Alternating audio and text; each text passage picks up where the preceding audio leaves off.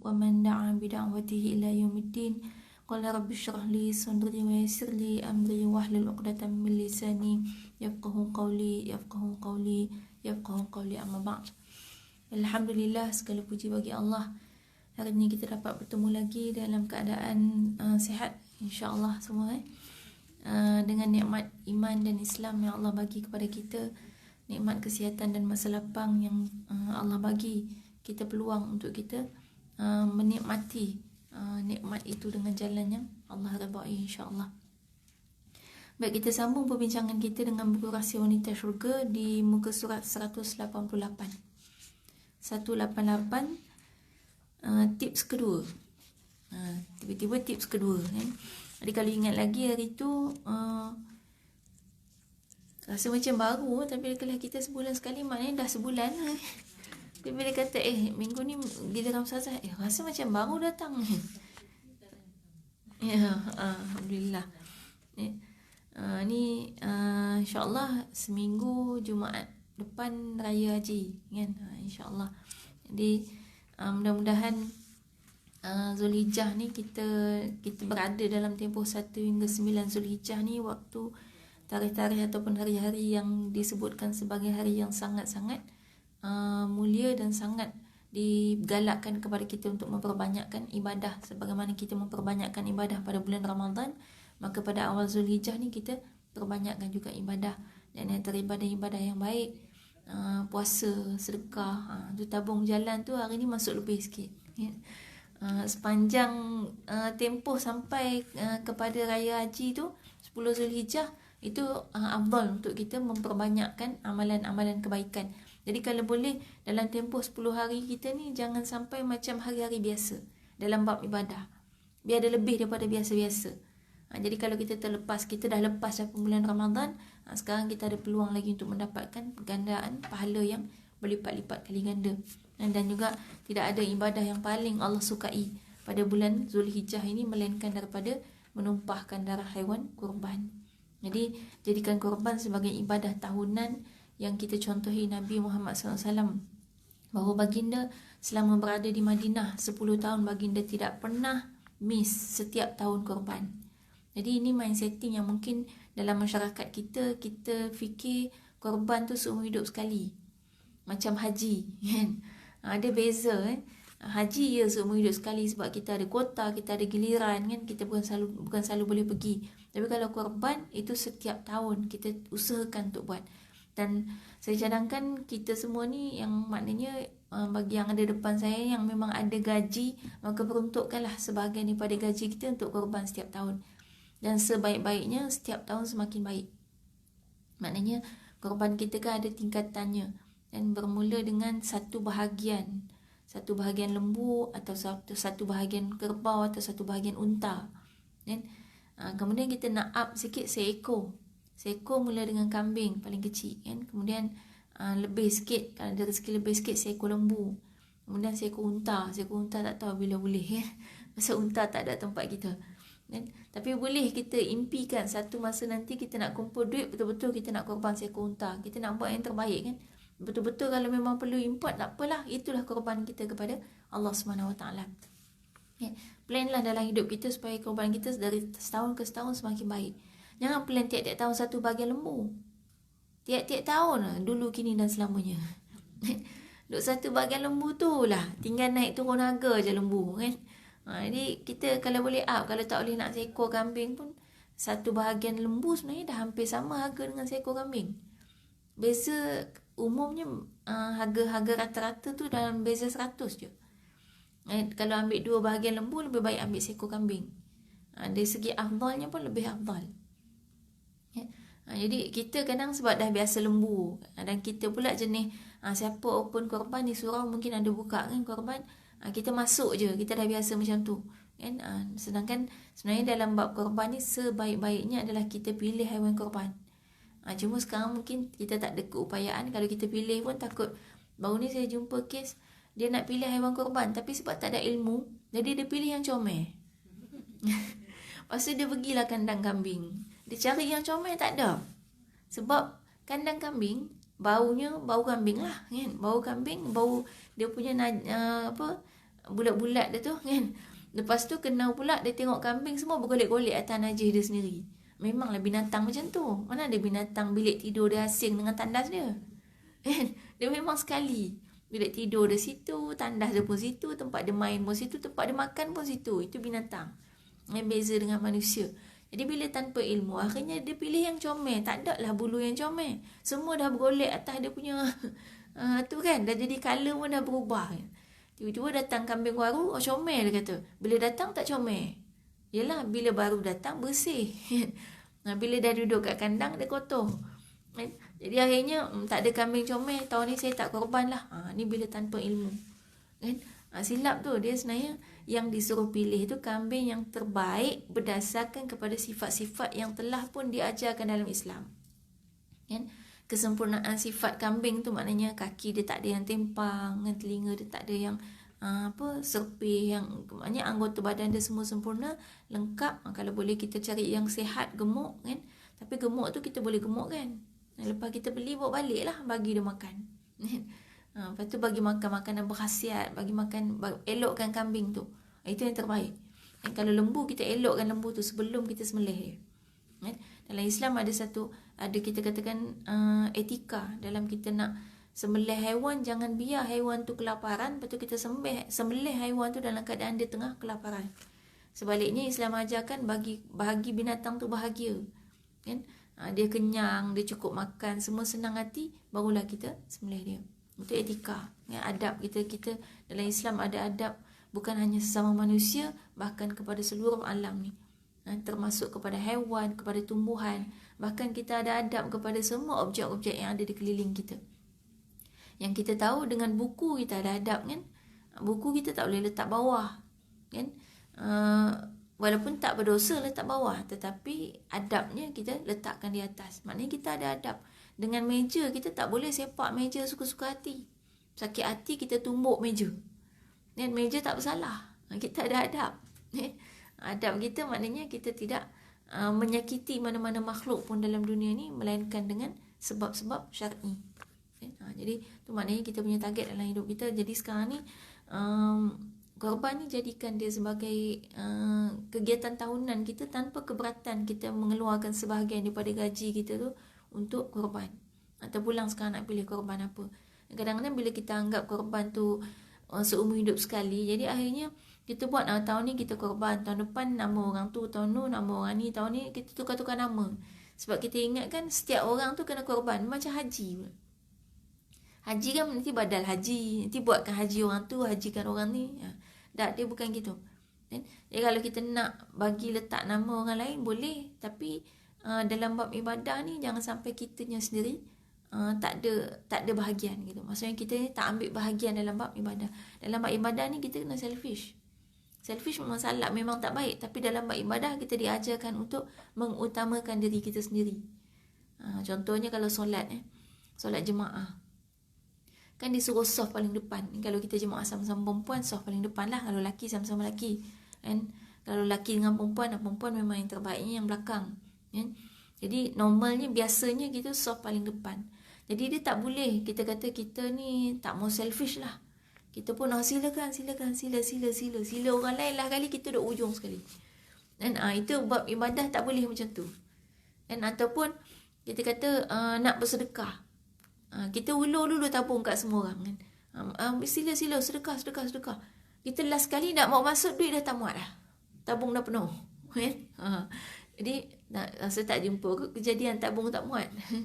Tapi manalah tahu kan. Jadi maksudnya dalam bab sedekah kita tak boleh tunggu last kali. Dalam bab ibadah kita kena utamakan diri kita sendiri. Ini yang kena belajar, kena ada ilmu. Kadang-kadang kita duduk kira nak utamakan orang lain, semua kita bagi orang lain.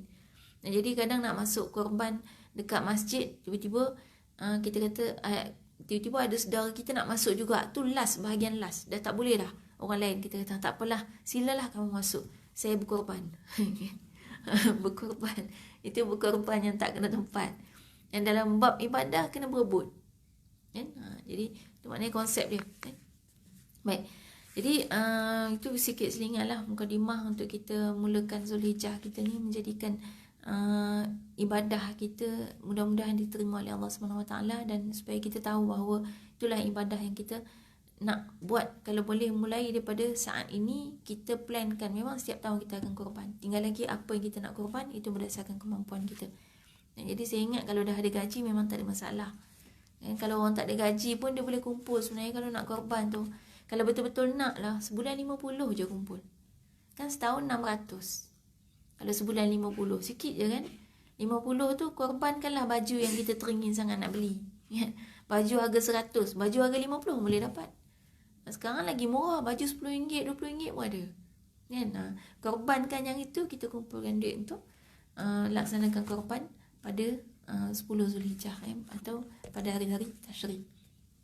InsyaAllah. Sekarang settingkan je lah minda kita supaya kita ni plan tiap tahun memang kita nak korban.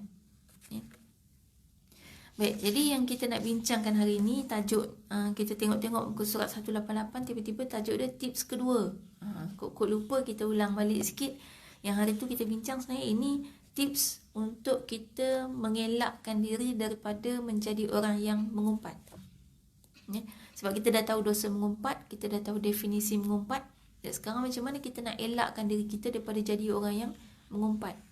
Dan hari tu kita dah tengok ada dua tips, kan? Dua tips. Back to the past, look to the future. Maknanya past and future itu tips dia. Tengok kepada masa lalu dan lihat kepada masa depan. Baik, masa lalu tu apa? Maknanya kita tengok kepada punca gitu. Apa sebab kita dah mengumpat selama ni? Dan kita dah bincang hari tu ada banyak sebab. Siapa yang balik cek balik sebab-sebab tu dan muhasabah diri, itulah orang yang beruntung. Ada 9 sebab antara punca kenapa kita jadi mengumpat. Kita dah bincang 9 tu. Kan kita minta hari tu untuk kita cuba detect kita ni mengumpat sebab yang mana satu. Sebab nak bodek bos ke, sebab sakit hati ke, sebab geram nak marah ke, sebab tak ada ilmu ke sebab yang mana. Baik, bila dah tahu sebab, barulah kita boleh mengatasi dengan cara kita atasi punca tu. Kalau kita ni memang sebab kita mengumpat sebab kita nak bodek bos, maka semua dah dibagi ubat. Hari tu kita dah tengok, kita bagi punca dan bagi juga dia punya ubat sekali. Jadi kalau memang kita nak bodek bos, maka kita tengok balik kepada apa yang Nabi SAW ajarkan, bahawa kita tak boleh mendapatkan cinta manusia.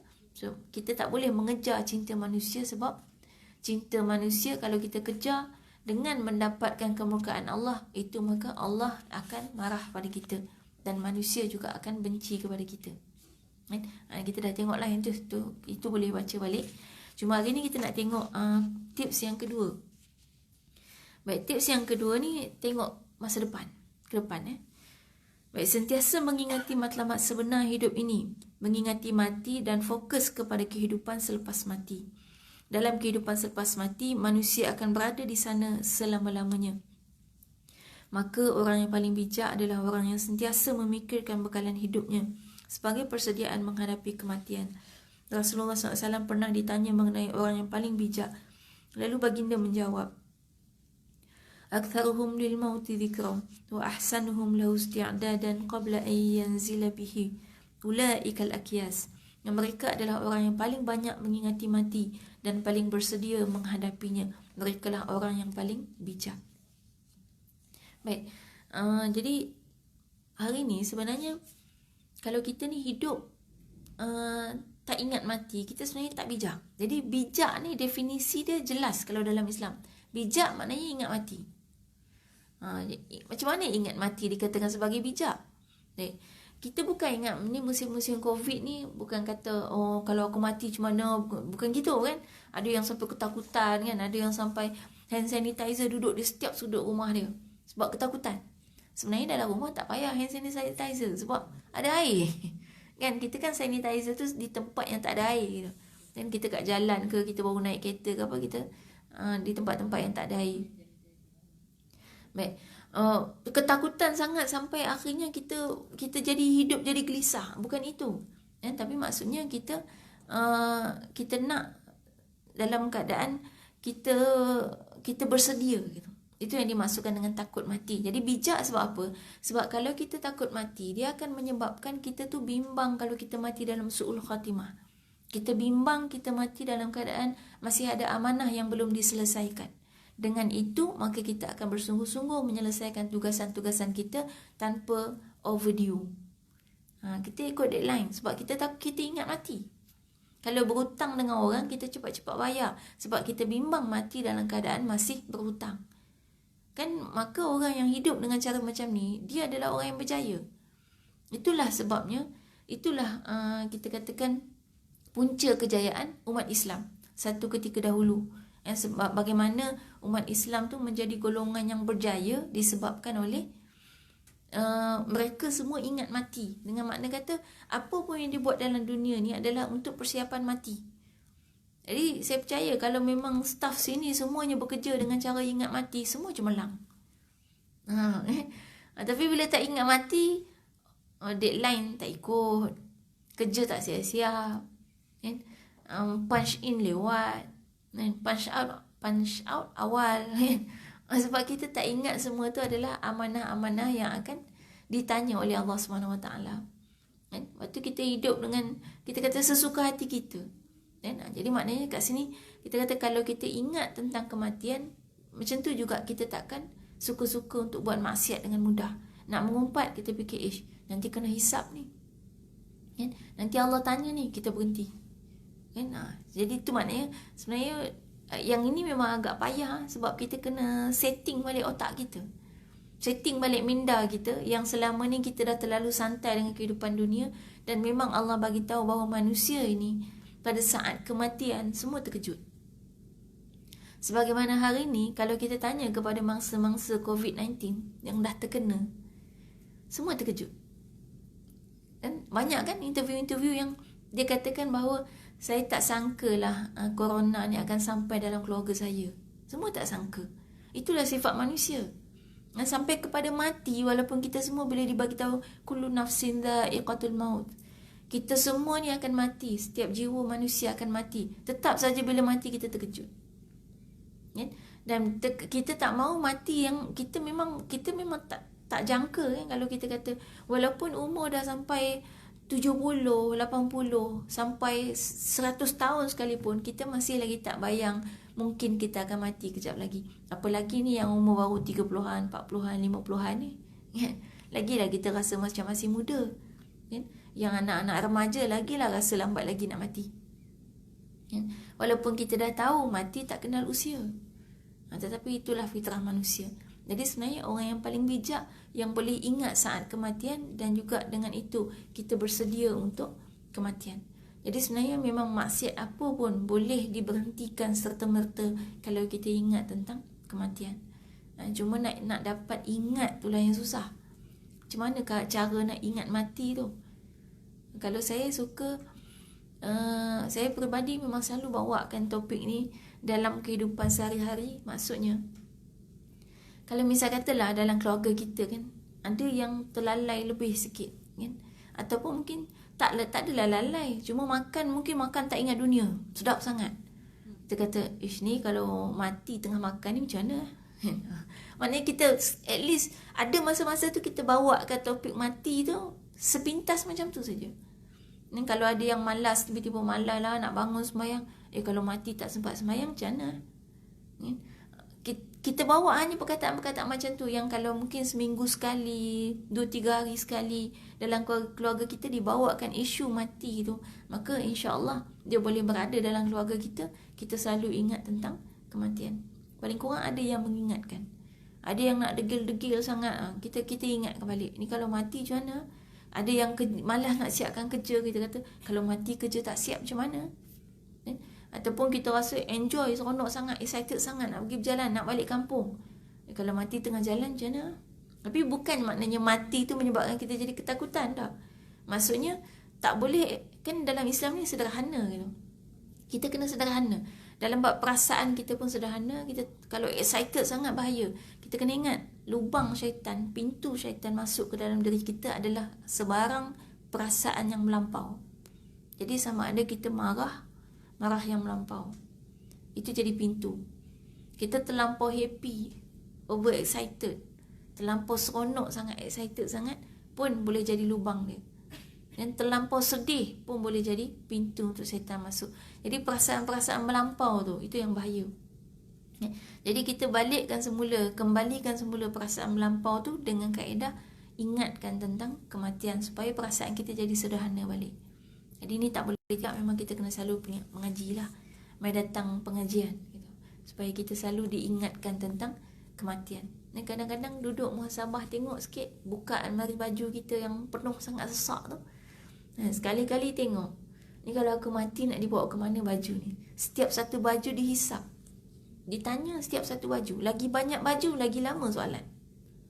Yang 3 almari tu, takut 3 tahun tak sudah-sudah soalan. Setiap selai baju ditanya. Baju pertama, beli pakai duit apa? Oh, ni baju gaji pertama. Gaji pertama tu dapat dengan cara halal 100% ke ada yang curi tulang? Dihisap ustaz, baru satu baju je tak tahu berapa lama soalan. Pasal duit apa beli, kan? Masa beli tu ada lalai, lupa Allah, kot masa shopping beli baju tu tiba-tiba tak solat sebab shopping mall tak nampak matahari. Tiba-tiba sudah-sudah dah habis waktu. Maknanya baju ni telah pun melalaikan kita daripada melaksanakan kewajipan. Sampailah kepada pakai baju ni ke mana. Kali pertama pakai baju ni kat mana? Baju ni dibeli dengan niat apa? Niat nak menunjuk-nunjuk ke? Masa beli baju ni kerana Allah atau kerana nafsu? Jenuh satu baju saja. Kalau yang 3, saya rasa, saya percaya orang bekerja ni baju dia mesti lebih daripada 30. Kan? Sebab dalam sebulan tukar baju tiap-tiap hari kan. Tukar baju tiap-tiap hari, lepas tu tiap-tiap bulan beli baju. Kan? Kalau kita baju, katalah baju kita setahun satu baju raya, itu kalau dah 30 tahun kerja pun dah 30 baju kita. Sebab baju kan tahan sampai 10 tahun pun masih elok lagi, asalkan badan kita maintain lah. Kalau tak maintain, baju tak muat lah. Tu je. Tapi baju tu elok, boleh pakai. Setiap helai baju, setiap helai tudung, setiap satu harta yang ada di rumah kita tu akan dipersoalkan satu persatu. Jadi itu yang kalau kita tengok, kita ingat mati, itulah kesan dia. Maknanya kesannya adalah kita tak akan buat sesuatu sesuka hati. Kita berhenti kejap.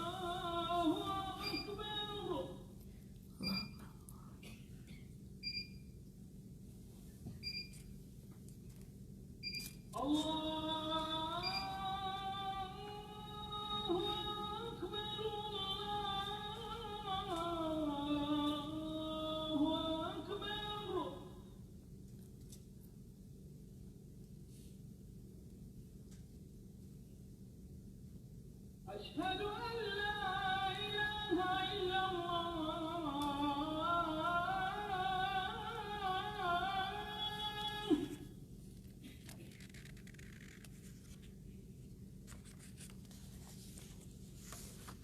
أشهد أن لا إله إلا الله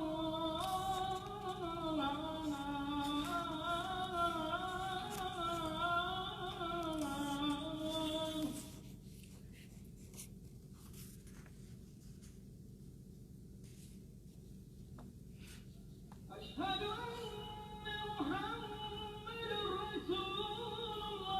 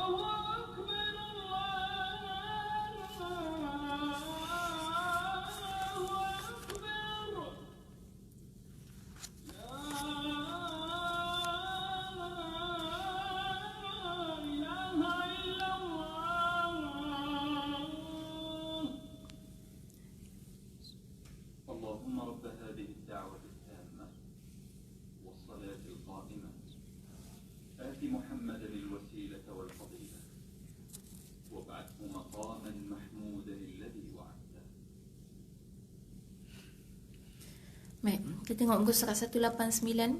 Apabila pemikiran telah benar-benar fokus dengan bekalan selepas mati, persediaan di padang mahsyar, ke syurga atau ke nerakakah kita, maka tidak ada lagi ruang untuk minda berfikir mengenai aib orang lain. Lidah dan hatinya pula akan sibuk berzikir kepada Allah sehingga tidak sempat untuk berprasangka buruk, berperasaan negatif atau mengungkap kata-kata yang mengundang dosa. Baik. Jadi ini kunci dia, bahawa kalau betul minda kita, fikiran kita dah fokus kepada tujuan hidup kita, iaitu selepas mati, kan?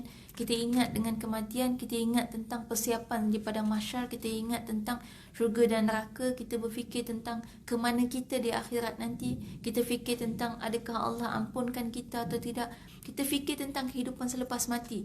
Itu tak ada lagi ruang dalam fikiran kita untuk fikir tentang aib orang lain. Takkan ada lagi ruang untuk kita berfikir tentang perasaan kita yang terlampau macam-macam, kan? Sakit hatinya, makan hatinya, patah hatinya, kan? Semua yang hati-hati lah, kan? Kita tak ada ruang untuk berfikir tentang itu.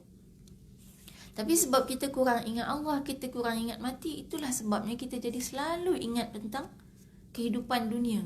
Kita selalu ingat tentang kekecewaan hati kita. Kita selalu ingat tentang perbuatan manusia kepada kita. Sebab minda kita tu tak cukup ingat Allah dan tak cukup ingat mati. Itu kunci dia.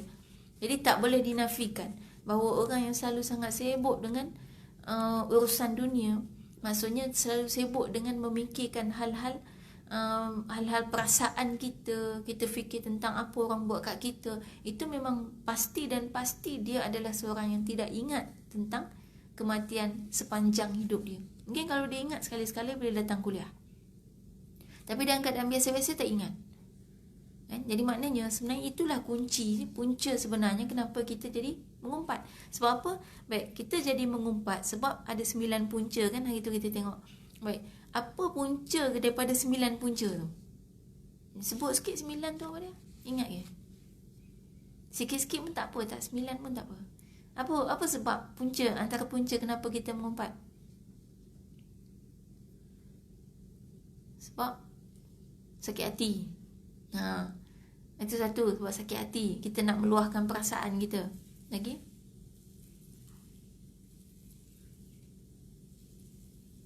Tadi awal kuliah sebut dah.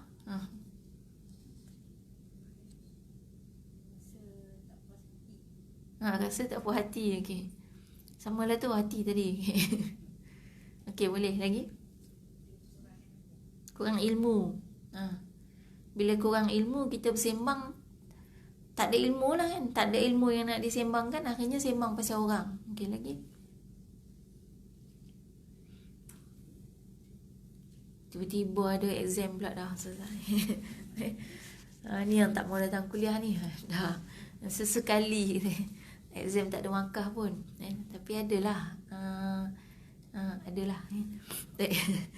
Baik, itu antara puncanya. Jadi puncanya kadang kita nak bodek bos, kita sakit hati, kita nak mengangkat diri kita, dan kita menjatuhkan orang lain, kan?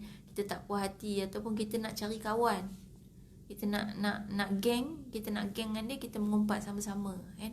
Itu antara punca juga, kan? Baik, tapi sebenarnya paling punca pada semua-semua ni adalah tu fikiran kita, minda kita, yang kurang berfikir tentang akhirat, yang kurang berfikir tentang mati, yang kurang berfikir tentang Allah. Jadi bila kita kurang zikrullah, maka kita jadi zikrun nas.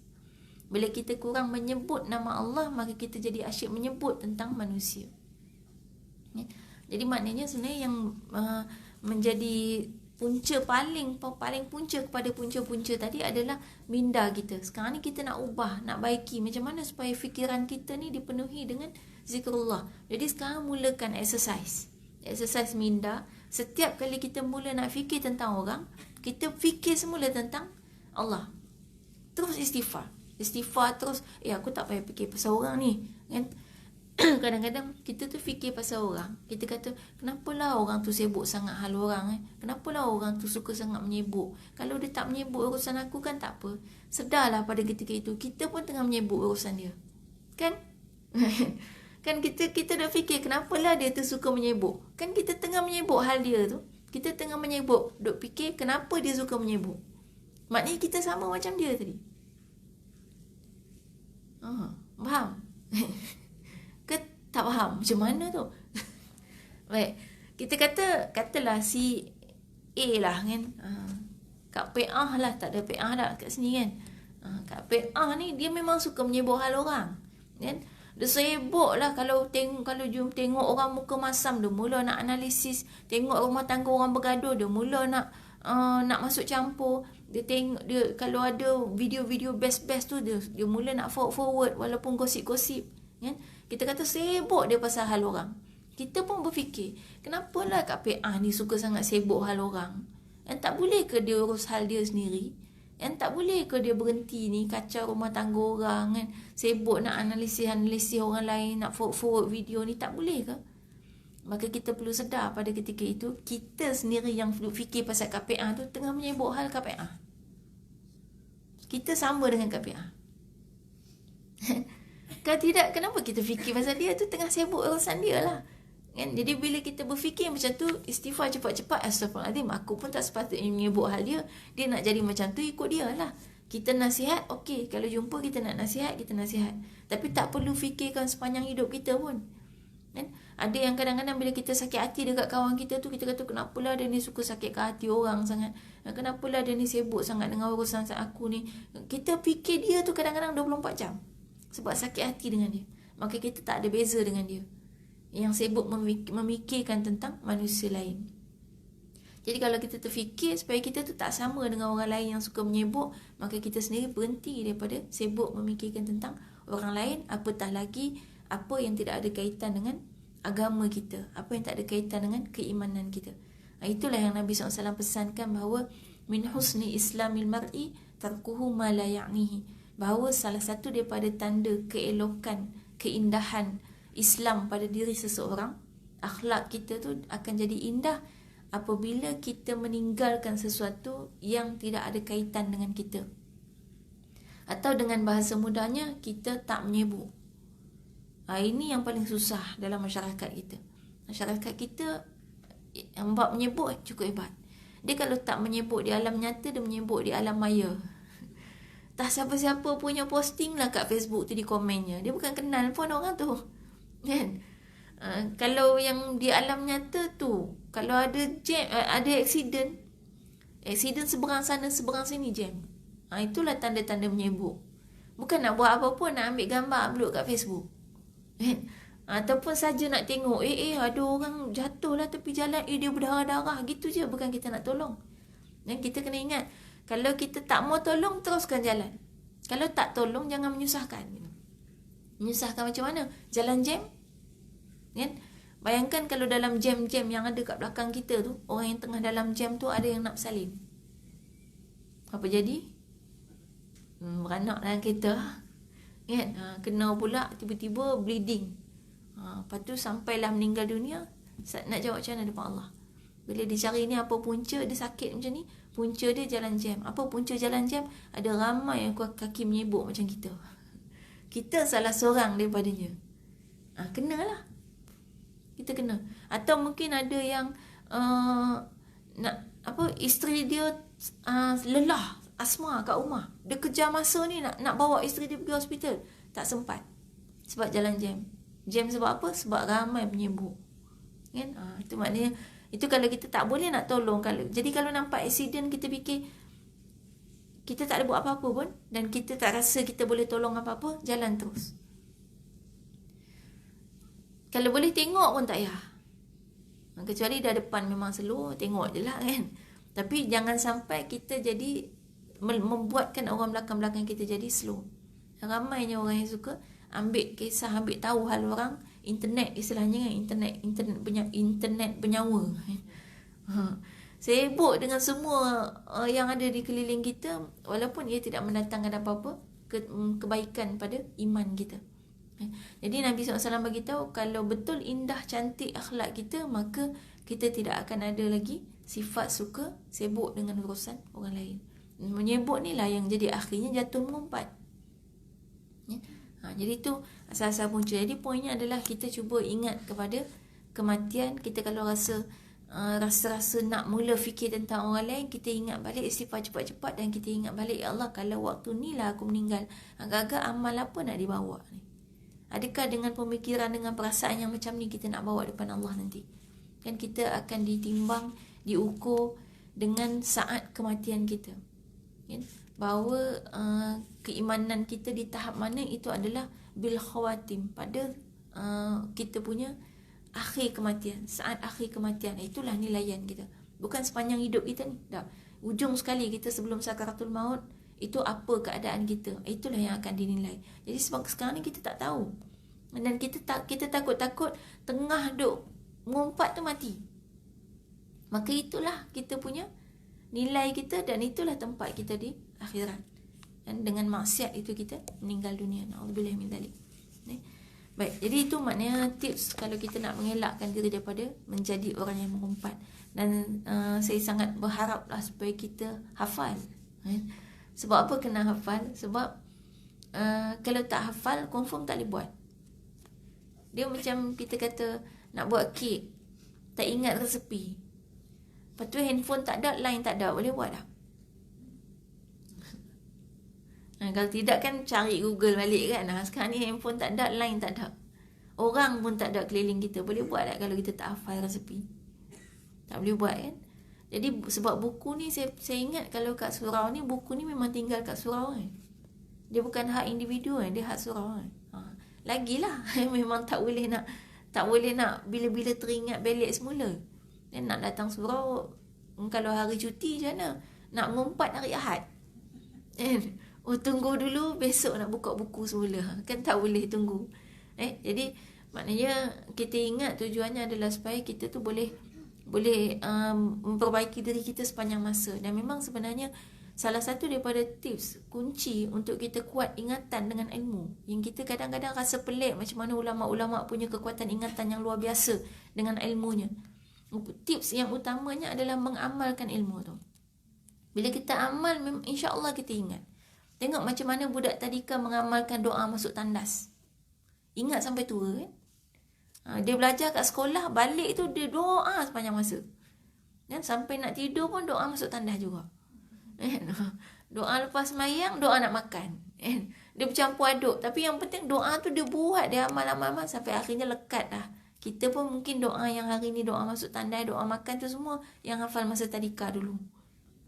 Sebab kita amal. Bila membesar, bila masuk sekolah rendah, sekolah menengah, kita dah tak amal dah benda-benda yang kita belajar kat sekolah. Sebab tu lupa habis. Habis PM, habis kita lupa semua.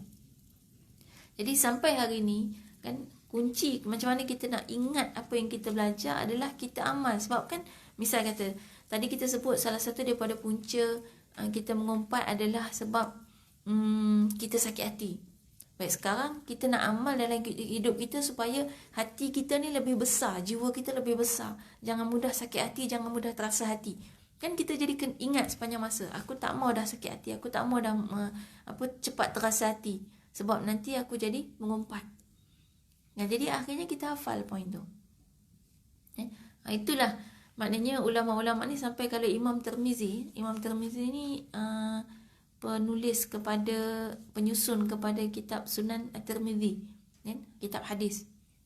Beliau ni disifatkan bahawa semua ilmu yang pernah dipelajarinya dalam hidupnya tidak ada satu pun yang dia lupa. Kita agak-agak lah, kalau semua ilmu yang kita belajar dari start lahir dulu, start mula pandai belajar sampai sekarang tak ada satu pun lupa, banyak mana dah ilmu. Dah jadi perpustakaan berjalan dah kita. Dan bagi tahu je subjek apa, anak tanya semua boleh jawab. Pasal anak tanya tu soalan nak kita pernah belajar dah, tapi pasal apa semua tak boleh jawab. Kan, dia sekolah rendah sampai sekolah menengah semua tak boleh jawab. Kan? Tak ingat habis dah. Rugi kan? Sebab tu jadi kita tu jadi tak ada ilmu. Sebab semua ilmu yang kita belajar, yang baru ke, yang lama ke, semuanya lupa. Kan? Antara puncanya adalah memang kita tak ada plan nak amal. Kan? Macam mana? Kunci pun lupa. Tu ada stamina lain tu. Ada kaedah dia. Kan? Pasal apa jadi lupa? Apa punca dia? Salah satu juga kadang-kadang dalam bab tak boleh nak amal, kalau yang jenis lupa-lupa barang tu, itu unconscious. kita tak fokus. Waktu buat kerja tak fokus. Sama juga waktu belajar. Kenapa datang kelas, ada orang balik boleh ingat apa yang dia belajar kat kelas? Sebab dalam kelas fokus. Tapi ada yang balik-balik, Ustazah cakap apa tadi? Entah, yang tahunya lupa. Sebabnya tak fokus. Masa duduk dalam kelas yang kita ingat, ni ada yang puasa ni duduk fikir dah menu buka puasa. Kan? Nak makan apa kejap lagi, nanti balik nak naik apa, nanti balik nak buat apa. Semua kita dah fikir benda lain pada tempat yang tak sepatutnya kita fikir. Itu yang jadi antaranya kita jadi tak ingat. Jadi yang letak barang tu kita tak conscious, kita tak sedar masa kita letak barang. Kita letak kunci tapi otak kita fikir benda lain. Ini saya pernah buat ini masa saya kecil-kecil kan. Saya merasa diri saya selalu lupa masa kita sekolah rendah lah, umur 11-12 tahun. Akhirnya saya fikir, bila saya tanya orang, saya ingat orang kita ni suka marah kalau orang tanya soalan. Bila saya tanya orang macam mana nak buat yang bagi saya ingat barang-barang, saya kena marah. Ikutlah nak tanya dengan siapa pun kena marah. Jawapan dia apa? Ingat je lah. Saya kata itulah soalan saya. Jadi akhirnya saya kena cari jawapan sendiri. Jadi pada masa tu saya fikir apa punca sebenarnya saya jadi tak ingat letak masa spek mata kan. Masa kecil-kecil saya pakai spek mata dia darjah 5. Spek mata memang selalu hilang, sehari 5 kali. Kan? Setiap kali ambil wuduk spek mata hilang. Jadi akhirnya tak boleh jadi ni. Nombor 1 sebab saya dah merasakan itu mengganggu ibadah. Kan? Kemudian mengganggu orang lain, mengganggu ketenteraman.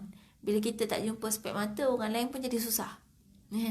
Jadi dah menyusahkan orang lain. Jadi maknanya benda ni ada masalah ni, kena ubah. Jadi akhirnya saya usahakan pada masa tu sekitar umur 12 ke 13 tahun dengan satu macam tu, saya cuba bila letak barang sebut supaya kita conscious. Sebab biasanya benda macam ni, orang yang lebih banyak lupa ni, yang lebih selalu lupa ni, biasanya otak ni terlampau ligat berfikir. Cuba cek balik kan. Yang orang yang kuat fikir, itu yang lagi banyak lupa. Orang yang malas fikir kadang-kadang tak lupa sangat. Sebab dia tak fikir apa-apa. Jadi waktu letak barang, dia tak fikir apa-apa, dia letak. Jadi dia nampaklah barang yang dia letak. Orang yang saya jumpa banyak, orang yang kuat sangat fikir, itu akhirnya dia jadi lupa banyak. Sebab waktu dia letak kunci, dia fikir anak kat sekolah. Dan waktu dia letak barang, dia letak beg dia, yang dia fikir nanti menu nak masak apa. Jadi akhirnya kita lupa. Jadi kaedah dia masa tu, yang saya usahakan bila letak barang tu, kita diam dan berhenti sekejap. Kalau memang tak boleh nak ni, kita bantu dengan lidah kita cakap, saya letak cermin mata di atas meja ni. Itu mula-mula lah untuk exercise kan. Sampai lama-lama biasa, bila terbiasa dah tak payah fikir lah. Kita tak payah sebut dah gitu. Tak payah sebut dah, kita letak. Tapi bila kita letak, kita tengok, berhenti kejap fikir benda lain. Lama-lama dia terbiasa, dia jadi exercise. Lama-lama alhamdulillah dah tak ada dah hilang-hilang spek mata. Setahun 2-3 kali tu biasalah, normal lah. Tapi daripada asal sehari 5 kali. Jadi bukan maknanya kita katakan, kadang kita kata makin tua ni memang otak makin lupa. Kan? Dah neuron-neuron dah makin tak bersambung kan. Dah, bukan makin tua makin lupa dah. Itu bergantung kepada cara kita handle diri kita sendiri. Sebab ulama-ulama sampai ke akhir hayat belajar, menuntut ilmu, dan semua tak lupa. Ilmu yang dia belajar dia tak lupa. Maksudnya bukannya makin berumur makin otak kita makin tumpul, kita kata. Otak makin tumpul bila tidak pernah diasah dalam hidup. Jadi sekarang ni usahakanlah daripada saat sekarang ni yang masih muda-muda lagi ni pun, terutamanya belajar untuk selalu menggunakan otak kita, akal kita, supaya bila nanti sampai satu waktu kita tak mudah lupa-lupa. Kita dah biasa guna otak kita kan? Dan sebenarnya antara punca nyanyuk juga adalah sebab tak pakai otak. Bukan tak pakai otak. Silap bahasa. Kerana bahasa dia otak kita jarang digunakan. Skema gitu. Bila kita jarang guna otak kita, akhirnya kita kata sebenarnya otak kita ni kan sifatnya berlipat-lipat kan. Dah ada lendir-lendir di celah-celah lipatan otak-otak kita. Lendir-lendir itulah yang menyebabkan jadi lupa. Jadi bila otak kita jarang digunakan, dia memang akan jadi cepat lupa. Itu hebatnya otak manusia. Dia bukan macam hard disk. Hard disk kalau masuk semua banyak-banyak penuh. Otak kita tak. Otak kita memang boleh. Dia ada keupayaan. Tinggal lagi kita kena selalu defragment. Kita kena selalu susun file-file dalam otak kita. Dan dalam minda kita. Jadi, sebab itulah dikatakan orang yang hafal Quran ini boleh terhindar daripada nyanyuk. Salah satunya sebab dia sentiasa guna otak dia. Akal, ingatan dia sentiasa guna untuk menghafal ayat-ayat Quran. Jadi orang hafal Quran memang jarang nyanyuk. Tapi kalau tak hafal Quran pun, kalau selalu menggunakan otak kita, akal kita, tu insya-Allah boleh terjaga. Ya? Ni kita nak elakkan, kita tak mau jadi nyanyuk, jadi pelupa satu hari nanti bila usia kita dah lanjut. Salah satunya adalah kita kaitkan dengan ibadah, bahawa kita tak mau menyusahkan hidup orang lain. Kalau boleh kita hidup dalam keadaan sentiasa bagi manfaat kepada orang keliling kita. Maka kita usahakan untuk kita jadi manusia yang bermanfaat sehingga ke akhir hayat kita. Baik. Itu tips yang sekarang ni macam mana kita nak menjadi orang yang tidak mengumpat. Itu dia punya tips ya. Terpulanglah nak mengamalkan dengan kaedah macam mana. Itu kita boleh usahakan. Cuma salah satu kaedahnya adalah ni, kalau boleh yang sama-sama datang kuliah ni, yang ada kawan-kawan tu pakat-pakat dengan kawan-kawan kita dah belajar pasal mengumpat, kita ada amanah untuk mengamalkan. Ya. Minta tolong kawan tu, kalau saya termengumpat tolong ingatkan. Kawan pun sama, kalau saya termengumpat awak ingatkan. Jadi kita sama-sama mengingatkan. Bagi lampu hijau kat kawan kita untuk tegur kita. Kalau kita tak bagi lampu hijau, kawan tu tengok, kawan tu dengar, dia pun serba salah. Bukan kita dah ngaji kau sama-sama pasal mengumpat, awak dia duduk mengumpat lagi ya. Nak tegur pun rasa serba salah. Tapi kalau kawan tu dah kata, kalau saya termengumpat tolong tegur saya. Itu insya-Allah kita lebih mudah untuk tegur. Jadi cari kawan yang kita anggap kawan inilah yang akan bersama-sama kita ke jalan Allah, bersama-sama kita untuk menuju kepada kebaikan. Maka dengan kawan inilah kita sepakat untuk sama-sama saling mengingatkan. Itu yang kita boleh buat lah. Kalau kat rumah kita boleh ingatkan, boleh minta pada suami kita. Suami pada anak-anak ni, kalau mak termengumpat tolong ingatkan. Kalau saya termengumpat tolong ingatkan. Minta suami ingatkan. Lepas tu bila diingatkan jangan menjawab. Lepas tu bila kata, oh mengumpat kita kata, tak, ni bukan mengumpat. Ini betul. Ini betul-betul. Itulah masalah dia. Ataupun bila kata mengumpat dah lah tak payah dia cerita mengumpat tu. Kita pun kata, alah sikit-sikit je. Sikit je, taubat, esok tak buat dah. Ini ayat budak kecil. Jangan nak buat. Tak ada percaya kalau kata esok tak buat dah. Ini memang tak boleh percaya. Sebab taubat kan kena on the spot. Kalau betul nak tinggalkan, orang tegur terus kita tinggalkan. Walaupun kita kata, masalahnya kalau saya tak cerita, saya stres. Itu alasan. Kita tak mahu benda-benda tu. Dan kita nak tolak tepi dan kita nak usahakan. Supaya kita tu akhirnya belajar untuk meninggalkan maksiat ni. Dan juga kita juga kena buat stamina selalu supaya otak kita ni bila setiap kali kita nak fikir je tentang orang, terus kita tukar. Terus kita tukar, saya tak nak fikir dah pasal orang. Saya nak fikir ke depan. Tentang ke mana hala tuju hidup kita. Macam mana lagi langkah-langkah untuk kita memperbaiki diri kita. Macam mana kita nak menjadi manusia yang lebih baik di sisi Allah. Kita nak fikir yang tu, kita nak penuhkan fikiran kita dengan benda-benda yang macam tu. Tak mau dah fikir pasal orang keliling kita lagi. Itu kita kena selalu bagi exercise pada minda kita. Baik, sekarang yang jadi masalah seterusnya adalah macam mana pula kalau kita ni dah tak mengumpat tapi orang keliling kita duk mengumpat. Kan sebab dosa sama. Kan? Orang yang mengumpat pun dosa sama banyak tu, kita pun yang mendengar dosa banyak tu juga. Kan? Jadi macam mana kita nak mengelakkan daripada menjadi orang yang mendengar orang lain mengumpat. Dan juga daripada mendapat dosa hasil daripada orang lain yang mengumpat. Dosa sama sebab apa? Itu kita perlu fahami dulu. Satu, dosa sama sebab kalau tak ada kita, dia tak akan mengumpat. Siapa boleh mengumpat kalau tak ada orang depan? Kalau nak mengumpat, cari orang kan? Kita takkan cari tiang kan? Ataupun angkat satu meja, letak depan. Meja-meja. Saya sakit hati tadi.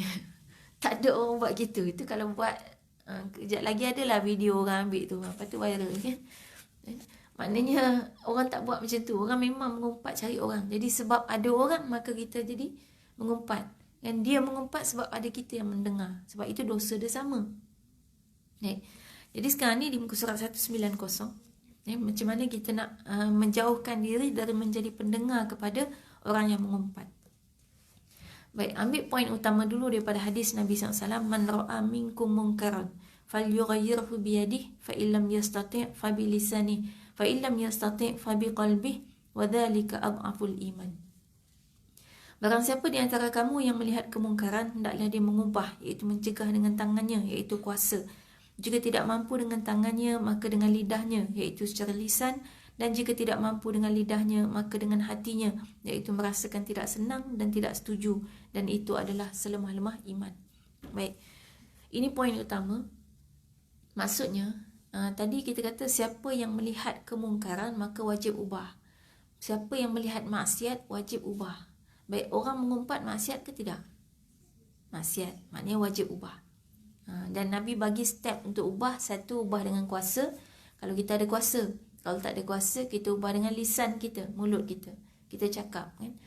Kalau tak ada, sekarang ni lisan kita boleh ibaratkan dengan tangan juga. Sebab tangan kita sekarang dah ada kuasa yang sama dengan lisan kita. Kita boleh menaip, kita boleh menulis, kita boleh buat posting kan, kat Facebook, dekat YouTube, dekat IG kan, dekat di alam maya kita boleh buat. Baik. Kemudian kalau tak mampu dengan lidah kita, dengan lisan kita, maka dengan hati, dan itu adalah selemah-lemah iman. Perlu diingat, dengan hati bukan bermakna kita boleh plan dalam hidup kita ni, kita hanya akan mencegah kemungkaran dengan hati dulu, kini dan selamanya. Maksudnya selama-lamanya, abadan abada. Bukan, kita tak boleh plan dalam hidup kita, kita nak mencegah kemungkaran semata-mata dengan hati. Maksudnya kita hanya tak suka semata-mata. Kita tak berusaha untuk menjadikan akhirnya satu masa nanti kita mampu untuk mengubah kemungkaran tu. Tak boleh. Orang beriman kena plan bahawa satu masa nanti kita akan mampu untuk mengubah kemungkaran. Terpulang dengan cara macam mana. Tapi maksudnya, jangan plan seumur hidup kita duk asyik, tak apalah, yang penting saya tak suka dosa maksiat tu, yang penting aku tak suka, dah lah. Dia tak boleh macam tu sampai mati. Tak, kita kena satu masa nanti kita mampu untuk mengubah. Dia kena ada plan. Barulah tadi yang dikatakan mencegah kemungkaran dengan hati itu valid. Baru kita terima. Kalau tidak, kita dianggap sebagai tidak sama sekali mencegah kemungkaran. Baik, sekarang ni dengan orang mengumpat, kalau kita tak boleh nak berhentikan dia dengan kuasa kita, kuasa mungkin sebagai ketua jabatan, ketua departmen, kita ada kuasa. Pastikan kalau ketua-ketua ni dia kena gunakan kuasa dia untuk menghilangkan maksiat dekat departmen dia. Kalau dia ketua departmen, sini panggil apa departmen? Bahagian. Kalau ketua bahagian, salah satu daripada fungsi memegang kuasa dalam Islam ni adalah bila kita dititipkan kuasa. Kuasa tu bukan milik kita. Kita dititipkan kuasa oleh Allah SWT, maka kuasa itu kena digunakan untuk menjalankan tanggungjawab kita sebagai khalifah Allah di atas muka bumi. Dengan kaedah mengajak kepada kebaikan dan juga mencegah kemungkaran. Itulah kerja kuasa. Jadi siapa yang ada kuasa tapi dia tidak mencegah kemungkaran, maka dia akan jawab di hadapan Allah dengan soalan yang sangat berat. Jadi salah satu kemampuan yang boleh kita buat adalah mencegah daripada berlaku di bahagian kita tu dosa-dosa mengumpat di kalangan anak buah kita dengan kuasa. Dan macam mana cara dia? Boleh buat undang-undang. Boleh buat poster juga. Kan? Tampal poster kat dinding. Buat undang-undang. Siapa mengumpat, masuk tabung. Ini tabung mengumpat. Tengok sehari 1,000. Betapa ramainya orang mengumpat. Kan? Siapa dengar orang mengumpat, cepat suruh dia masukkan duit dalam tabung. Denda. Kalau denda RM1, dia rasa murah sangat, dia boleh buat sampai 10 kali sehari, denda RM10. Kan? Kalau tak denda pun, kita buat dah dengan kuasa lain. Misal, siapa mengumpat, sekali mengumpat, kena OT setengah jam. OT tanpa gaji. Maknanya kuasa dengan kuasa kita mencegah kemungkaran. Baik. Kemudian kalau kita tak ada kuasa, maka kita ubah dengan lisan kita, kita tegur dia. Kan kita cakap sesuatu. Ini pun berat juga, tambah orang Melayu kita. Kita takut sangat orang terasa hati. Jadi kita tak boleh nak cakap. Kalau orang tu tengah mengumpat, macam mana nak cakap ni, macam mana ni, macam mana. Nak lari pun kita tak berani. Dengar je lah. Jadi kalau tak mampu, yang ni paling kurang hati kita tak suka. Dan masalah yang paling berat, seronok dengar orang mengumpat. Sebelah ni buka kaset Quran, buka YouTube Quran ni. Hari Jumaat surah Al-Kahfi dia buka. Selang 3 meja tengah mengumpat bos. Yang kita dengar yang selang 3 meja. Dok pun yang bilik sebelah. Kita dengar sangat yang tu. Pasal memang minat kan. Yang sebelah kita tak dengar. Jadi maknanya kalau sampai macam tu, maknanya kita minat. Kita tak boleh nafikan kalau kita kata, saya nak buat macam mana, saya terdengar dah. Bukan terdengar sebenarnya. Berapa ramai orang bercakap depan dia pun dia tak dengar. Kan? Ni ada tak yang saya tengah cakap depan ni tak dengar? Pasal otak balik pejabat dah. Kan? Atau otak dah balik rumah dah. Balik kampung dah pun ada. Kan? Padahal cakap kat depan ni boleh tak dengar. Ada kawan datang depan meja kita tengah buat kerja. Kawan kita tu panggil kita sampai 2-3 kali tak dengar. Pasal apa jadi tak dengar? Pasal kita tak attention kat dia. Kita tak ada minat dengan apa yang dia cakapkan. Kita lebih minat dengan benda yang kita tengah fikir. Kita lebih minat dengan benda yang kita tengah buat. Jadi bila kita boleh terdengar orang mengumpat, itu bukan terdengar. Memang kita ada minat untuk mendengar. Kalau kita tak ada minat, orang tu cakap depan kita pun kita tak dengar. Jadi maknanya kalau dah sampai terdengar, maknanya di situ kita memang kena istighfar bahawa hati kita ni masih lagi ada keinginan untuk maksiat. Maknanya hati kita ni masih belum benci dengan maksiat. Baik, sekarang ni bila itu poin utamanya, maknanya kaedah utamanya adalah kod mana pun kita kena benci dengan dosa mengumpat tu. Dan seboleh-bolehnya kita ubah. Cuma sekarang ni kita akan bertemu dengan masalah lah untuk mengubah benda ni. Baik, ulama' dah bagi pun strategi. Saya ingat sebenarnya dulu masa kita baru masuk tajuk mengumpat, dah ada yang tanya soalan ni. Kan kalau orang mengumpat, macam mana kita nak buat? Masa tu saya kata nanti kita akan bincang. Ni baru masuk perbincangan dia. Baik, di muka surat 191.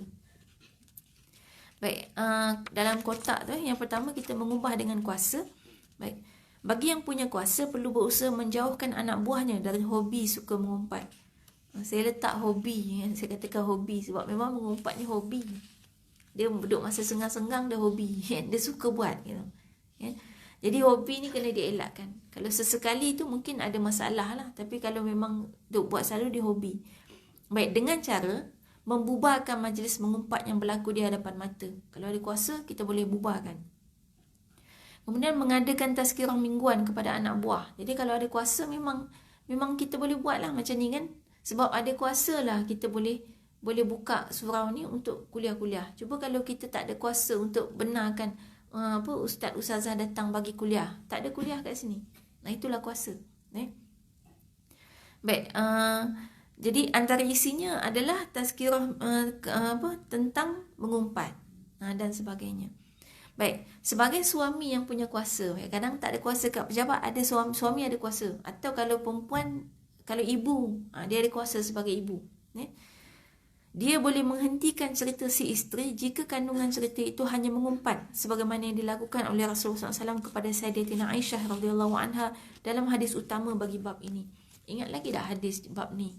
Awal bab ni. Lama lah, tahun ni ke tahun lepas, sebab PKP kan. Hadis bab ni, memang asal tajuk bab ni hadisnya ialah Aisyah, Sayyidatina Aisyah termengumpat dia punya madu. Kan dia kata cukuplah bagimu si fulan. Maksud dia Hafsah madu dia cukuplah bagimu. Maksudnya dia nak kata Hafsah tu pendek, rendah orang dia. Kan? Nabi jawab, Nabi tegur, Nabi kata aku tak suka apa yang keluar dari mulut engkau. Kau tahu tak? Dia kata apa yang keluar daripada mulut engkau ini, seandainya dia dititiskan ke dalam lautan, maka lautan akan menjadi busuk. Itu teguran seorang suami. Memang kena tegur lah. Dia tak boleh jadi suami yang sporting tapi tak kena tempat. Dia dengar semua bini dia cerita. Bini pun bahagialah mengatakan suamiku sporting. Itu bukan suami sporting. Itu suami yang nak kena outing. Tak boleh macam tu. Dia bukan suami yang baik. Ya? Suami yang baik bukan yang betul-betul mengiyakan semua perbuatan kita, semua maksiat kita. Tak, dia membetulkan apa yang kita salah. Ya? Sebab tu saya pernah buat satu posting kat Facebook saya. Ada ramai juga orang marah. Sebab saya kata apa? Tidak semua suami soleh disayangi oleh isteri. Adalah ustaz marah.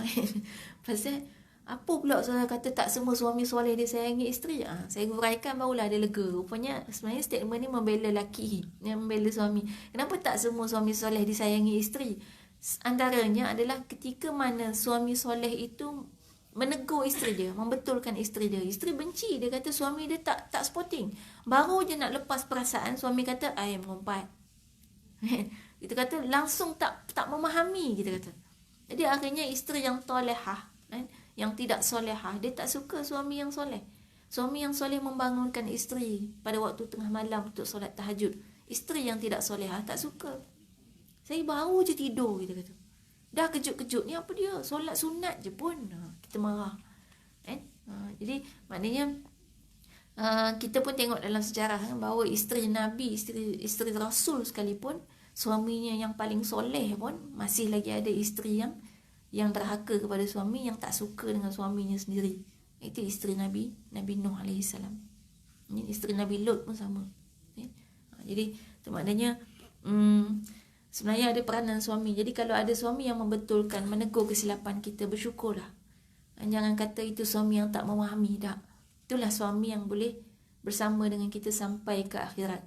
Sebab kalau suami yang bersekongkol dengan maksiat yang kita buat, dengan kita mengumpat, dia dengar setiap kali kita mengumpat, akhirnya kita boleh mengumpat dengan jaya dan bahagianya setiap hari. Itulah suami yang akan hanya berhenti setakat dunia saja. Di akhirat dia takkan jadi suami kita lagi. Sebab kan kita pisah kalau tak masuk syurga. Kalau masuk neraka, azab masing-masing. Masuk syurga baru kita duduk sama-sama dengan pasangan kita. Jadi tu maknanya peranan, tanggungjawab kita, tanggungjawab kalau yang ada kuasa. Dan kemudian mengubah dengan kata-kata. Bagi yang tidak punya kuasa tapi punya autoriti di kalangan teman-temannya, dia wajib menghalang majlis mengumpat itu daripada berterusan sehingga tidak bimbang akan berlakunya mudarat yang lebih besar akibat tegurannya. Baik, ada poin penting kat sini. Pastikan bahawa kalau kita tegur tidak ada mudarat yang lebih besar. Ya, contohnya kalau kita tegur jadi putus silaturahim. Ini banyaklah orang Melayu gitu. Kita tegur jadi tak kawan. Jadi maknanya yang ini ni mungkin special untuk orang-orang yang jenis. Sebab tu disebut sini ada autoriti di kalangan kawan-kawan. Kita mungkin ada kawan-kawan kita yang jenis, dia cakap apa pun kita tak pernah sakit hati dengan dia. Walaupun dia laser-laser kita kan, tapi dia punya style tu, dia pandai style dia tu, main lawak-lawak je. Jadi kita, dia laser-laser pun kita ketawa je, seronok je. Yang jenis, ada yang jenis macam ni mungkin dia boleh tegur secara langsung, cakap, dan tak ada mudarat boleh berlaku. Biasa ada tak jumpa kawan-kawan yang macam tu, yang jenis dia cakap tu orang tak pernah sakit hati pun dengan dia, walaupun dia tu tengah sakit ke hati orang. Tapi orang yang dengar tu gelak je, sebab mungkin style dia lawak kan, kita tak tahu cara dia. Jadi yang jenis macam ni dia boleh tegur terus kan. Kalau kita misalnya nak tegur terus dengan lisan kita, dengan tangan kita nak type ke, kita nak buat posting ke, kita nak forward ke kan, untuk membetulkan dosa orang mengumpat ni, untuk kita berhentikan orang mengumpat, maka kita cuba analisis dulu apakah kesan daripada apa yang kita akan cakapkan ni. Kalau tidak, mungkin boleh hold, bukan sekarang kita cakap tapi tunggu masa lain. Misal kawan kita tengah mengumpat dengan seaktif-aktifnya, waktu tu kalau kita stop memang putus saudara. Jadi sekarang kita hold dulu kan, sebab kaedah dia orang tu tengah emosi. Bila dia mengumpat dengan sesungguh-sungguhnya tengah emosi tu, tengah emosi ni bagilah input apa pun tak masuk, dia block. Jadi kita hold, kita tunggu waktu tengah makan pula kita yang belanja dia. Kita belanja dia makan, waktu tu lah kita sembang-sembang. Apa kata kita kurang sikit mengumpat-ngumpat cerita-cerita hal orang.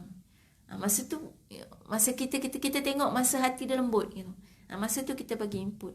Itu pun boleh kan, kita boleh sampaikan dalam bentuk yang lebih baik pada waktu yang lebih sesuai. Baik. Di muka surat 192 itu mengubah dengan hati. Yang ni yang tadi kalau tak boleh buat kuasa, tak boleh juga dengan lidah, maka dengan hati. Baik, step dia ada 3 step ni sini. 1, jika tidak mampu maka ubahlah dengan hati dan berusahalah untuk meninggalkan majlis tersebut dengan apa jua sebab. Seperti, saya hendak ke bilik air, saya ada urusan penting. Atau ciptakanlah kesibukan apapun sehingga anda dapat keluar dari kelompok tersebut. Cuma perlu diingat agar anda tidak sampai berdusta dalam mencipta alasan tersebut. Jadi, kaedah pertama adalah keluar daripada kelompok yang tengah mengumpat. Yang tengah mengumpat bos, keluar. Sekarang kan senang, handphone ada. Apa-apa hal, ada urgent lah, urgent, minta maaf keluar kejap. Senang kan? Tapi pastikan jangan bohong. Kan? Kalau kita kata nak pergi toilet lah, pergi sungguh-sungguh. Walaupun tak rasa nak buang apa-apa kat toilet, masuk je lah toilet, tengok cermin kejap, keluar balik. Janji masuk. Dan jangan sampai bohong gitu, jangan sampai berdusta. Baik, usahakan untuk keluar daripada kelompok tu. Sekarang ni timbul masalah lagi. Misal kata kita keluar, ada pula kawan-kawan yang kata dia ni keras sumbang, tak pandai bergaul. Kan? Ni orang Melayu kita ni, macam-macam peribahasa dia. Baik, kalau itu timbul, maka kita tengok pada step kedua. Jika tidak mampu menjauhi majlis itu, maka sibukkanlah hati dan lidah anda dengan zikir kepada Allah dalam keadaan membenci kemungkaran itu sehingga butir-butir umpatan mereka tidak masuk ke dalam minda anda. Jadi step kedua, kalau tak mampu nak keluar dari majlis tu, boleh duduk dalam tu, tapi dengan syarat tak dengar apa yang dia orang cakap. Sibukkan hati dan lidah dengan zikrullah, sama ada secara zahir maupun batin.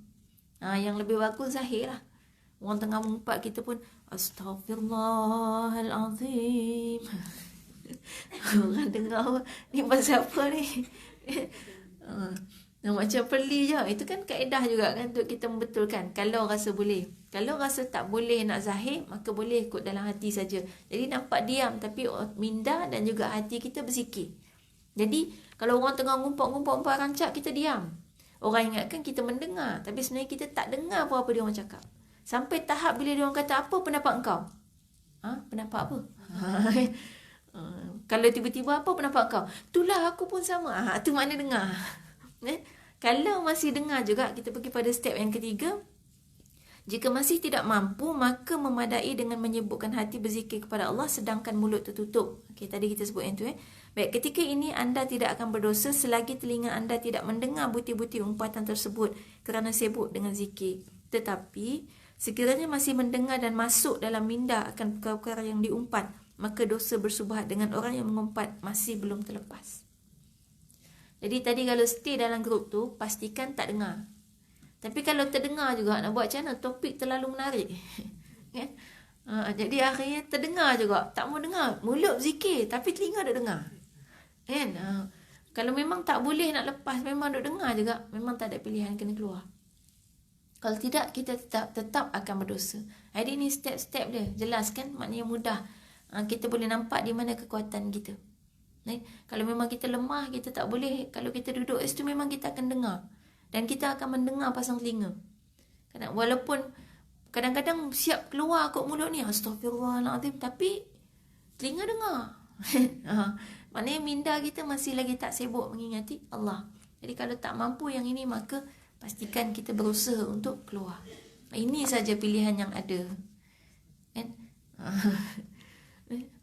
Jadi mulai saat ni bolehlah pilihlah yang mana satu.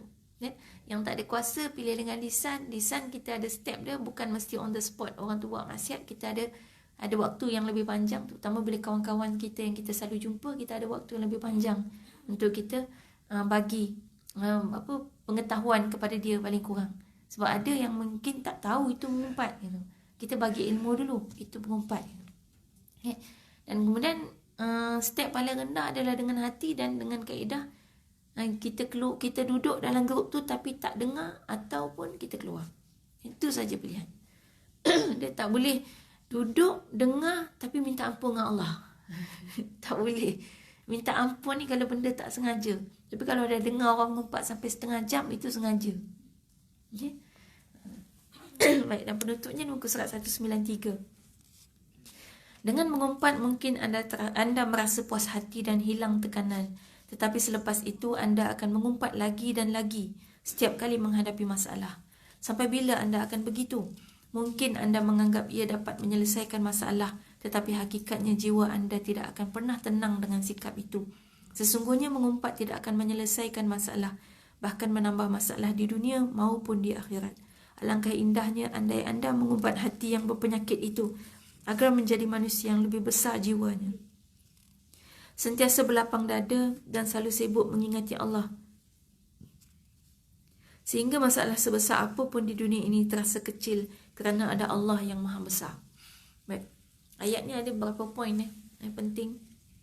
Satu, kalau kita merasa dengan mengumpat kita akan puas hati, dengan mengumpat kita akan hilang stres, dengan mengumpat kita akan rasa lebih tenang sebab dah luahkan perasaan, kita silap. Kita silap. Hakikatnya kita tidak akan pernah tenang selama kita duduk mengumpat.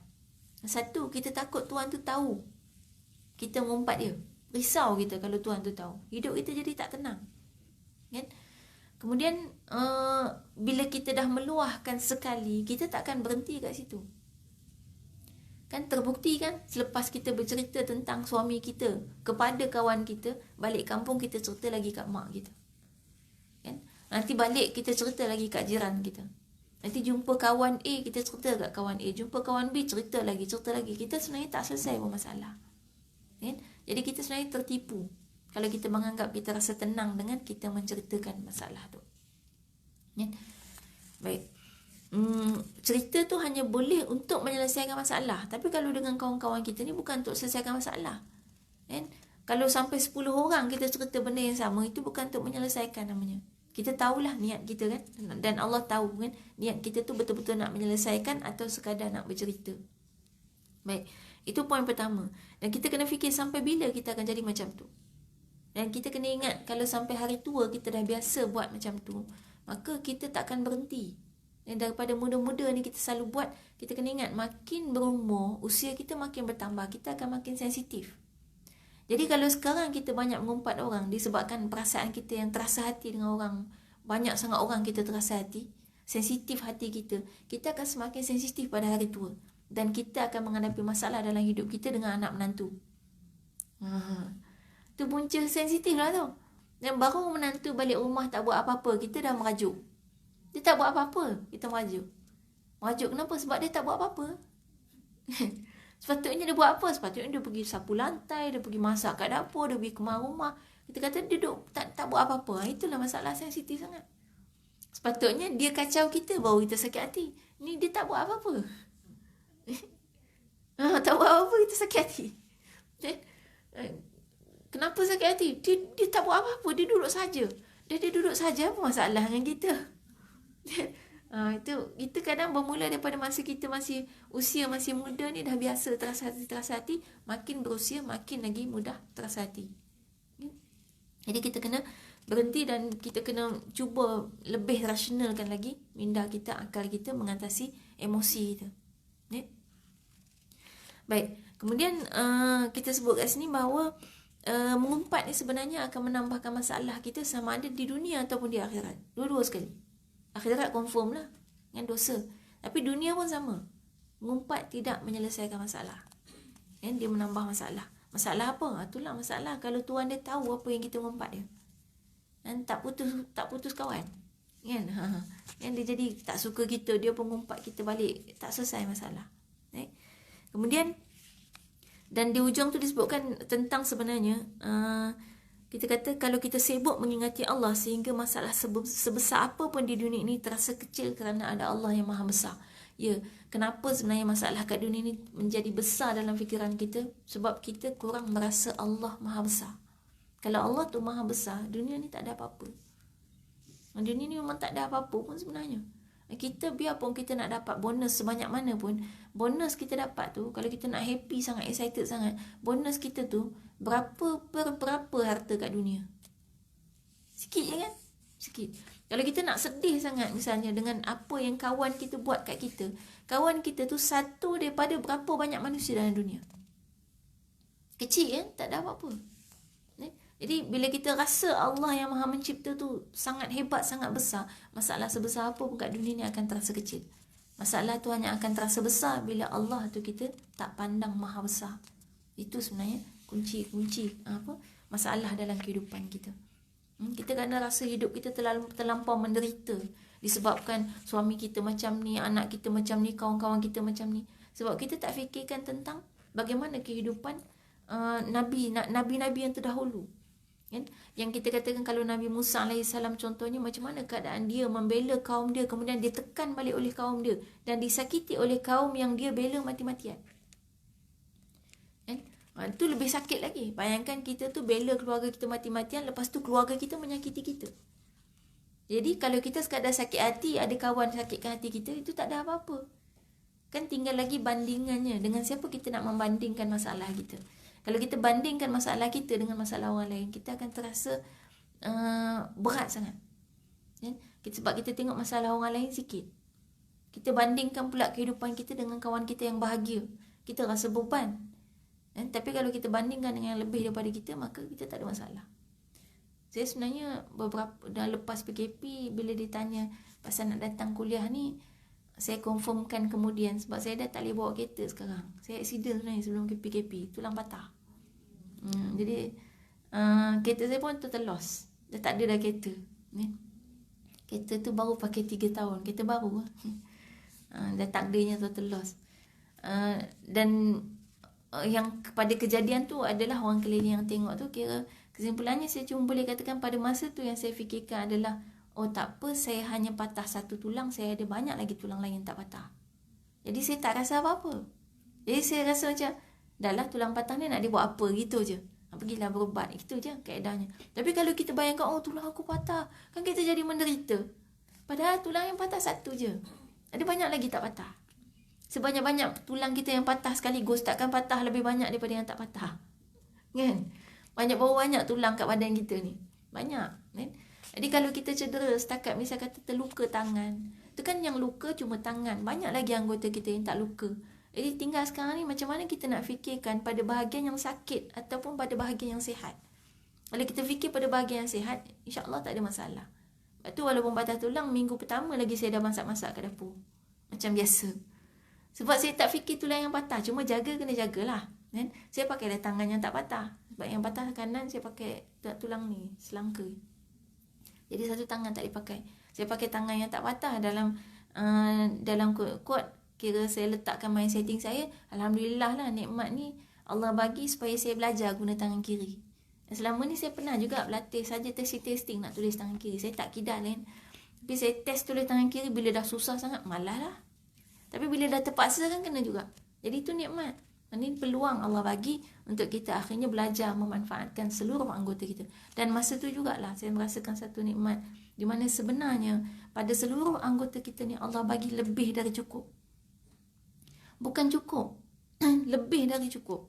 Sebab dengan kehilangan satu bahagian saja, kita masih boleh hidup macam biasa. Kan ada orang dia kata, saya ni tak cukup tangan lah. Banyak sangat kerja nak buat, tak cukup tangan. Nak tangan baru banyak. Kalau bagi 8, 10, 12, tak cukup juga kan? Sebab kita dah fikir banyak sangat kerja tak cukup tangan. Dah, tangan yang ada tu sebenarnya lebih dari cukup. Sebab apa? Masa tu saya rasakan, rupanya dengan sebelah tangan saja saya boleh hidup macam biasa. Memanglah agak susah sebab kita tak biasa. Dan kita tengok OKU yang memang tak ada tangan, tak ada kaki, boleh hidup pun macam manusia lain. Dengan cara dia masing-masing. Jadi sekaligus dengan anggota kita yang lain pun sama. Mata kita ada 2 mata ni lebih dari cukup. Dengan satu mata je kita dah boleh tengok kan. Cuba tutup sebelah mata, nampak tak sebelah lagi? Nampak. Maknanya mata 2 ni lebih dari cukup. Lubang hidung kita ni ada 2 ni lebih dari cukup. Tutup sebelah boleh bernafas. Boleh. Maknanya lebih dari cukup. Telinga kita pun sama, ada 2. Tutup sebelah telinga, masih dengar kan? Dengar. Cuma tak best macam 2 telinga. Tapi masih boleh hidup. Masih boleh mendengar. Jadi maknanya sebenarnya apa yang Allah bagi pada tubuh kita ni lebih dari cukup. Lebih dari cukup. Maka sebab itulah kita kena lebih bersyukur lagi pada Allah. Allah bagi kita lengkap yang lebih dari cukup tu. Jadi kalau setakat kehilangan sikit, sebahagian, itu semua bukannya kehilangan. Tapi kita kena ingat, Allah cuma ambil sebahagian, tapi Allah tetap bagi kita sesuatu yang cukup untuk kita tetap boleh hidup di dunia ni. Jadi sekarang ni maknanya dalam kehidupan kita nak jadi orang yang lebih bersyukur, dan antara juga kuncinya kita nak kurangkan mengumpat ni, salah satunya adalah kita tu merasakan yang apa saja yang berlaku di sekeliling kita tu Allah datangkan kepada kita untuk kita menjadi lebih baik. Dan jangan selalu membandingkan masalah kita dengan orang lain yang lebih bahagia. Tapi bandingkanlah masalah kita dengan orang lain yang lebih menderita. Kalau sakit, bandingkanlah sakit kita dengan orang yang lebih sakit. Barulah kita akan senang hati. Dan saya kalau bab cedera-cedera ni, saya selalu membandingkan dengan tokoh-tokoh dalam Islam di kalangan wanita yang pergi ke medan perang. Dan salah seorangnya adalah Ummu Umarah yang pergi ke medan perang, dan beliau pernah mengalami luka yang sangat dalam sehinggalah luka itu tak sembuh walaupun sampai setahun. Maknanya luka cedera hasil akibat daripada senjata musuh. Itu perempuan. Dan wanita ini Ummu Umarah pergi ke peperangan demi peperangan. Itu diizinkan Nabi sebab dia telah membuktikan dan menunjukkan kepahlawanan dia. Walaupun balik kali pertama dia pergi ke medan perang bukan untuk berperang, tapi untuk hantar suami dan anak-anak dia. Tapi di medan perang tu dia terdesak sampai akhirnya dia mempertahankan Nabi dengan tubuh badan dia sendiri. Sampai dia cedera parah. Dan wanita ini sehinggalah peperangan terakhir dia pergi adalah perang Yamamah, usianya pada ketika itu 60 lebih. Perempuan. 60 lebih. Dan dia berhenti perang terakhir itu, dia tak pergi dah sebab apa? Sebab dalam peperangan itu tangannya putus. Kena libas dengan pedang musuh. Dan kalau kita banding sakit kita dengan sakit orang macam tu, kita tak ada apa-apa kan? Tangan dia putus dan dia pernah cedera sampai setahun tak sembuh. Cedera apa kita yang pernah sampai setahun tak sembuh? Orang kalau operation pun tak sampai setahun dah sembuh kan? Maknanya dia lagi dahsyat daripada tu. Jadi kalau kita bandingkan dengan orang macam tu, kita lukalah setara mana pun tu, it's nothing. Tak ada apa-apa. Sebab kita belum ke medan perang pun. Jadi itulah kaedah dalam kehidupan kita. Kalau kita nak merasakan masalah kita tu kecil, tak ada apa-apa kan? Cuma bila ada masalah, tugas kita hanyalah menyelesaikan. Bukan untuk kita akhirnya menambah dosa disebabkan oleh masalah tu. Jadi ada masalah, beban perasaan, beban fikiran, kita pula tambah dengan dosa, mengumpat. Okay. InsyaAllah mudah-mudahan ada kebaikan yang kita bincangkan hari ini, dan mudah-mudahan paling kurang ada niat dan azam dalam hati kita bahawa lepas daripada ni kita nak berhenti mengumpat. Sebab azam itu akan membantu kita untuk meninggalkan maksiat ni, insyaAllah. Baik, wallahu alam. Salam Zulhijjah, selamat Hari Raya Aidiladha. Dan mudah-mudahan ada korbannya masing-masing. Aku qouli hadza wa astaghfirullah li wa lakum. Wassalamualaikum warahmatullahi wabarakatuh. Kita tutup dengan tasbih kafarah dan suratul Asr. Subhanallah.